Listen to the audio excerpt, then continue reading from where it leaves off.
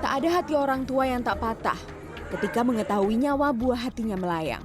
Sabtu sore, seorang balita berinisial FFP terjatuh dari lantai 11 rusun Pinus Elok Tower C, Cakung, Jakarta Timur.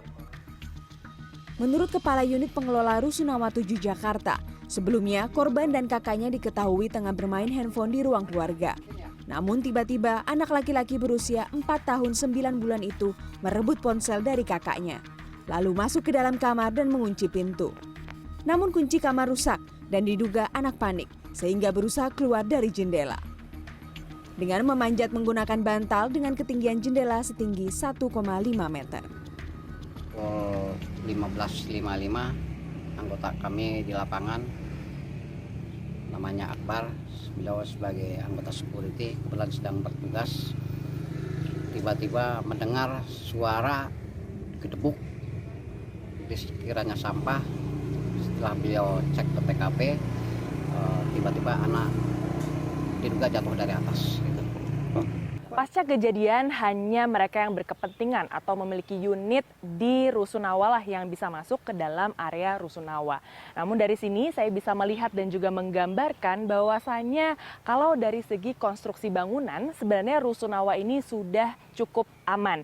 Bisa dilihat dari area tangga darurat maupun balkon-balkon yang ada di setiap lantai ini sudah ditambah atau juga difasilitasi dengan adanya tralis pengaman. Namun yang di sini perlu menjadi perhatian adalah nampaknya tidak ada pengamanan yang cukup baik di area jendela. Nah, inilah yang menjadi titik lengah dan juga TKP FFP jatuh dari lantai 11 Rusunawa ini.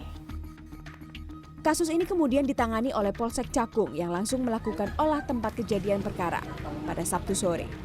Diketahui korban jatuh di area halaman Rusunawa alami luka parah di bagian kepala dan tewas di tempat.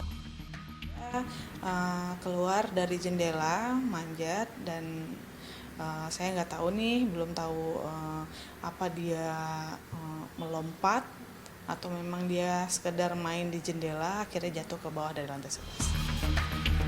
Sampai hari ini, keluarga korban masih syok dan dirundung duka, sehingga urung memberikan pernyataan. Kendati demikian, berdasarkan keterangan dari Ketua RW setempat, korban telah dikebumikan di TPU Semper, Jakarta Utara, dan keluarga enggan memperpanjang musibah ini. Karena musibah itu ya, beliau tidak menuntut kemana-mana. Gitu ya.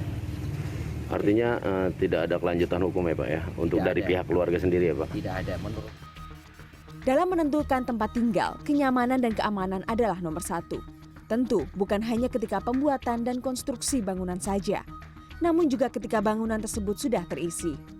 Pengelola dan penghuni wajib memastikan bahwa segala sesuatunya aman dan layak untuk ditempati. Menanggapi kejadian ini, Koordinator Kesehatan dan Keamanan Lingkungan menjelaskan, selain pengawasan penghuni yang masih sangat minim, tim K3 pengelola gedung juga perlu melakukan investigasi dan evaluasi agar kejadian serupa tidak terulang kembali. Jadi the whole proses dari awal sampai kita berjalan, sampai unitnya itu masih ada, itu harus melibatkan aspek-aspek K3 gitu. Jadi nggak boleh lepas dari aspek K3 dan kita juga harus melakukan yang namanya audit berkala. Itu bisa secara 1 tahun sekali atau 6 bulan sekali sesuai dengan kebutuhan dari perusahaannya masing-masing. Keputusan tinggal di bangunan yang tinggi tentunya perlu diimbangi dengan kesadaran bahwa hal tersebut memiliki resiko yang tinggi pula. Identifikasi terhadap bahaya yang mengintai tentu perlu dilakukan guna meminimalkan hal-hal yang tidak diinginkan. Kepergian FFP menjadi pengingat bahwa pengawasan orang tua dan orang dewasa lah yang menjadi kunci agar dapat meningkatkan keamanan utamanya di lingkup tempat tinggal. Clarissa Aradia, Maria Oktober, Jakarta.